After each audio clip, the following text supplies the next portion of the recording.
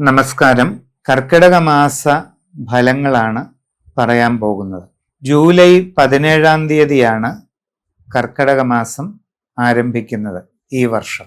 വിശാഖം നാളിന്റെ ഒടുവിലുള്ള 15 നാഴിക അനിഴം തൃക്കേട്ട ഇവ ചേർന്ന വൃശ്ചികക്കൂറുകാർക്ക് പൊതുവെ കർക്കിടക മാസം അനുകൂലമാണ്. മനസ്സിൽ ഉദ്ദേശിക്കുന്ന രീതിയിൽ കാര്യങ്ങൾ നടക്കും. സാമ്പത്തിക പുരോഗതി ഉണ്ടാകും.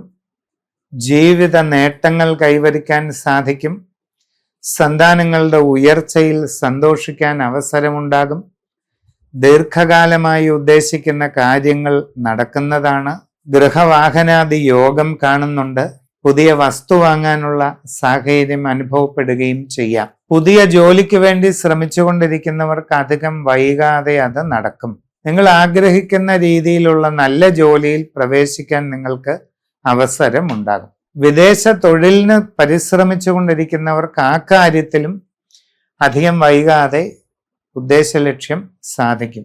അന്യദേശങ്ങളിൽ വിവിധ മേഖലകളിൽ ജോലി ചെയ്തുകൊണ്ടിരിക്കുന്നവർക്ക് സ്ഥാനക്കയറ്റം, സാമ്പത്തിക അഭിവൃദ്ധി, കാര്യ പുരോഗതി, കൂടുതൽ സൗകര്യങ്ങൾ ഉണ്ടാകുക, ആഗ്രഹിക്കുന്നത് പോലെ നല്ല വാസസ്ഥലം ലഭിക്കുക, ഇങ്ങനെ ഒട്ടേറെ ഗുണങ്ങൾ വന്നു ചേരുന്നതായിട്ട് കാണുന്നുണ്ട്. കുടുംബത്തിൽ സ്വസ്ഥതയും സന്തോഷവും നിലനിൽക്കും.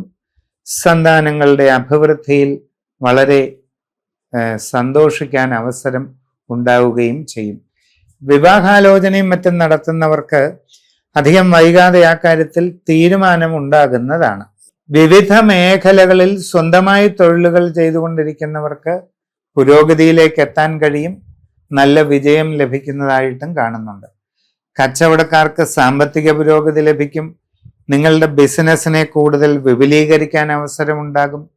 മുൻപ് പ്രവർത്തിച്ചിട്ടില്ലാത്ത പുതിയ മേഖലയിൽ പ്രവർത്തനം ആരംഭിക്കുന്നതിനും അവിടെ നൂതനമായ സംരംഭങ്ങൾ തുടങ്ങുന്നതിനും നിങ്ങൾക്ക് അവസരം വന്നു ചേരുന്നതായിട്ട് കാണുന്നുണ്ട്.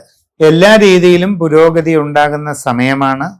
വിവിധ വകുപ്പുകളിൽ ഔദ്യോഗിക രംഗത്ത് പ്രവർത്തിച്ചു കൊണ്ടിരിക്കുന്നവർക്കും ഗുണകരമായ മാറ്റങ്ങൾ പ്രതീക്ഷിക്കാവുന്നതാണ്.